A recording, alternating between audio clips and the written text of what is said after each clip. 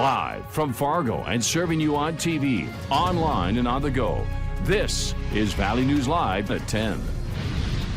I am ending my campaign and endorsing Joe Biden for president.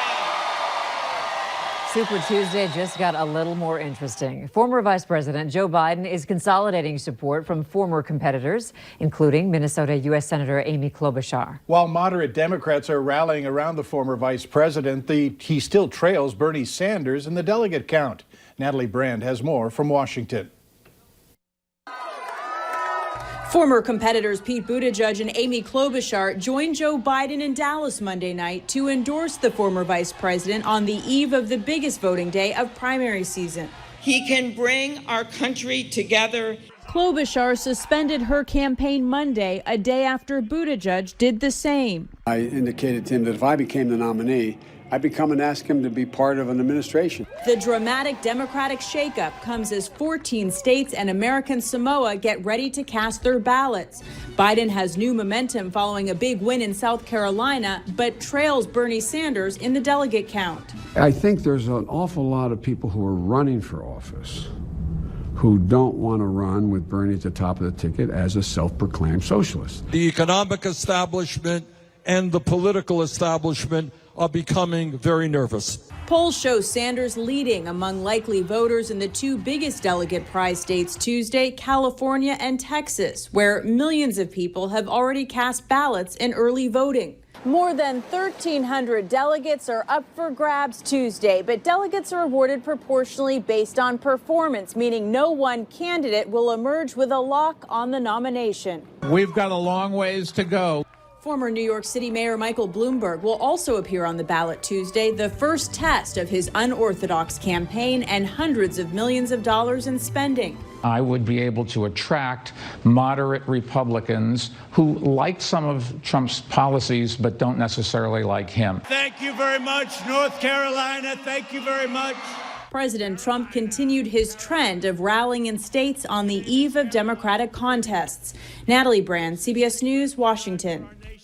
Early Democratic contender Beto O'Rourke also threw his support behind Biden. Senator Elizabeth Warren had late events in California tonight. She is neck and neck with Bernie Sanders in her home state of Massachusetts. With growing concerns about the coronavirus in the U.S., it's starting to impact day-to-day life. It's sending some shoppers into a panic buying mode, leaving a shortage of products and even impacting local businesses. Valley News Team's Katie Opperly joins us in the studio with a look at which companies are feeling the heat. Katie?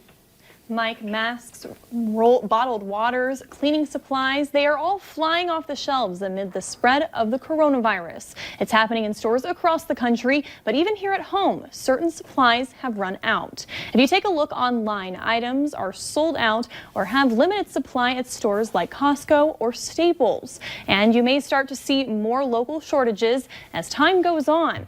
The virus outbreak has closed factories in China and slowed production of many products. Companies like Amazon, Nike, and Apple have already released statements warning of shortages.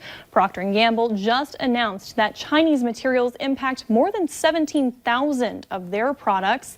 It's also having an impact right here in the Valley. Shipments of fireworks are not available, forcing companies like Memory Fireworks to get products from other places. The virus and everything being shut down, not only the fireworks factories, but a lot of transportation from the factories to the ports and everything like that. It's getting more difficult to get the fireworks shipped directly to us from China. Reuters says in the short term, they can fill their shelves because they will get their supply from warehouses in the U.S. Fireworks are just one item on the long list of products manufactured in China that could be facing shortages as the attempt to contain the virus continues. Mike? All right, thanks, Katie. China represented 1/5 of the overall U.S. imports in 2018, according to the U.S. Trade Representative's Office. Furniture, toys, sports equipment, and plastics rank among the top imported categories. Some Minnesota State University Moorhead students say they're upset that they're not going to be fully reimbursed after the Minnesota State Chancellor banned all overseas travel. The students were planning to leave to Costa Rica for a study abroad and had paid $2,400. MSUM told them that they would only reimburse them for a quarter of that. A local travel expert says it's always important to read the fine print before canceling trips, even if you have travel insurance. It's very limited that you can have a cancel for any reason type insurance. I knew that I would need to start saving early because it's a lot of money. MSUM says that they will try to work with the students but wouldn't guarantee full reimbursement. 44-year-old John Ross is the man whose body was found in South Fargo last week, according to Fargo police. Ross was discovered shortly before 3 Thursday afternoon near the river, about a block away from the Villa Maria at 3102 South University Drive. The death isn't considered to be suspicious, although investigators say it's too early to tell if cold weather is to blame. A 36-year-old woman accused in a gruesome murder in Hitterdal will spend over 30 years in prison. Kayla Westcott took an Alford plea in January on account of aiding and abetting murder in the death of Troy Yarbrough. Westcott's plea deal will land her in prison for more than 32 years. Her then boyfriend, Jason Jensen, is already serving 38 years in prison after pleading guilty in April of 2019. Police in the metro say they've seen an increase in car thefts. In February, officers were dispatched to 58 incidents of stolen vehicles. Out of those 58 incidents, 29 reports were filed, up from 23 in 2018 during this time frame, and 12 cases have been referred for prosecution. Remember to always lock your vehicle, whether it's running or not. Also, don't leave a spare key inside the vehicle. A woman is reminding you to keep a close eye on your personal belongings after her purse was taken at a local bar. The incident happened Saturday night at the Alibi Lounge. Fargo police say crimes like these, especially at bars, are usually hard to solve due to poor and dark video quality. Police say bring your purse with you everywhere instead of relying on a friend to watch it while you step away. Well, what happens if they get distracted or didn't realize it because it's not something they're thinking about and they walk away from it too, or they're not paying attention? So it's always just safest to make sure that it's on your person at all times. Police did say that they found and identified the man accused in this case, but because it's a misdemeanor, he was not arrested. They say charges will be forwarded to the city attorney. A couple of houses in Fargo have been declared dangerous buildings by the city.